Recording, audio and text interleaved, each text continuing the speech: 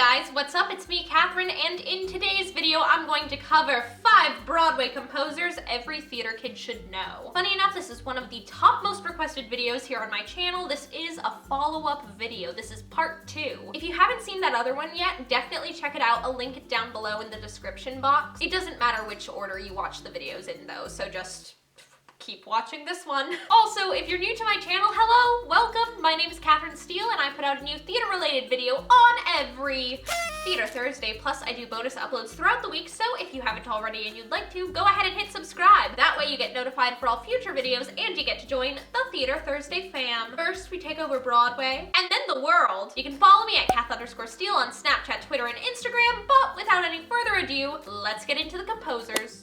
Number 1, Stephen Schwartz. Stephen Schwartz is a really well-known composer lyricist. You guys might know one of his, little well-known musicals called Wicked. Prior to Wicked, Stephen Schwartz was still a really prolific composer. You guys might know some of his works like Godspell, Pippin, Children of Eden. One of my personal favorite songs is from one of his actually lesser-known musicals called Baker's Wife. Every time I say Baker's Wife, people are like, don't you mean Into the Woods? And I'm like, no, it's a different show. It's just called Baker's Wife. Go listen to Meadowlark. It is beautiful and one of my all-time favorite musical theater songs ever, and I think a lot of people are kind of with me on that. It's also a very, very popular overdone musical theater audition song. I don't care, it's one of my favorites. One of the reasons why I wanted to mention Stephen Schwartz in today's video, however, is because he's in the middle of a couple of very exciting projects. He has a lengthy film career where he supplied the lyrics to such faves as Pocahontas, Hunchback of Notre Dame, Enchanted. So when Hunchback had the stage adaptation, he also did the lyrics for that, and I think also worked on some of the music. But one of his most fan-favorite films is finally getting a Broadway adaptation. The Prince of Egypt just began workshops as a musical. Additionally, Stephen Schwartz is going to serve as a composer, lyricist, and co-writer of the Wicked movie adaptation. Of course, there have been rumors going on for years that a Wicked movie adaptation is coming, but we have a new date attached to it, a release date of 2019. I haven't heard any recent news on it yet. Of course, by the time this video comes out, that might have changed.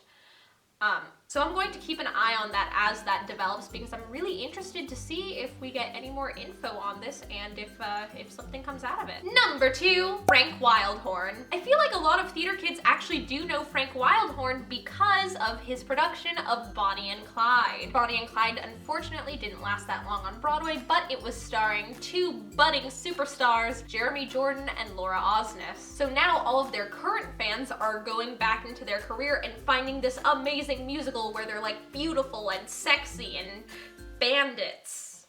Frank Wildhorn's music career also extends to pop music. He's even written chart-topping hits for the likes of the late great Whitney Houston. Frank Wildhorn has composed music for many, many adaptations of things that started off as books, legends, stuff like that. You might know some of his other works like Jekyll and Hyde, The Scarlet Pimpernel, Dracula, The Count of Monte Cristo. Wildhorn also composed the music to Wonderland, A New Alice. That musical is really starting to resurface as a cult favorite, which is a lot of fun. Number 3, Andrew Lippa. I'm going through a really big Lippa phase right now. Nobody stop me, I'm having a great time. Andrew Lippa is really well known for his works like The Addams Family, You're a Good Man, Charlie Brown, A Little Princess, and my personal top 2 favorites, The Wild Party and Big Fish. Andrew Lippa's work gets performed so frequently, so I think that if you're a theater kid or aspiring working actor, it's pretty beneficial to know his shows. I feel like every high school has done or is doing The Addams Family. Number 4, Daily Double. Lynn, Ahrens, and Stephen Flaherty are a composing lyricist team, and Lynn also writes the book for the musical, so basically they just create shows together. You guys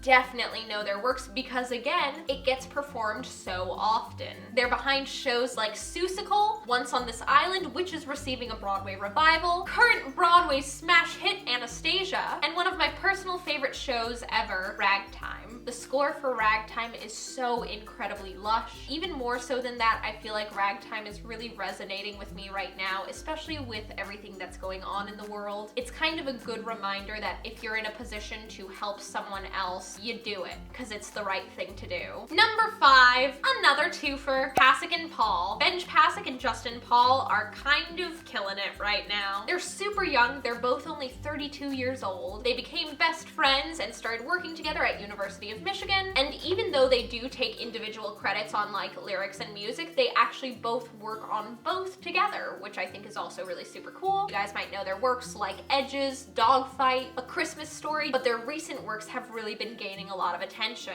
They wrote some songs for NBC's Smash. They composed a little show called Dear Evan Hansen. They won the Oscar for composing the music to a little movie called La La Land. I love them! So I hope you guys enjoyed this list of 5 more Broadway composers every theater kid should know. If you like this video or if you want more videos in this same style, go ahead and give this video a big thumbs up. I hope you guys are having a great day. I love you so, so much. Break a leg, and I will see you guys next time. Bye!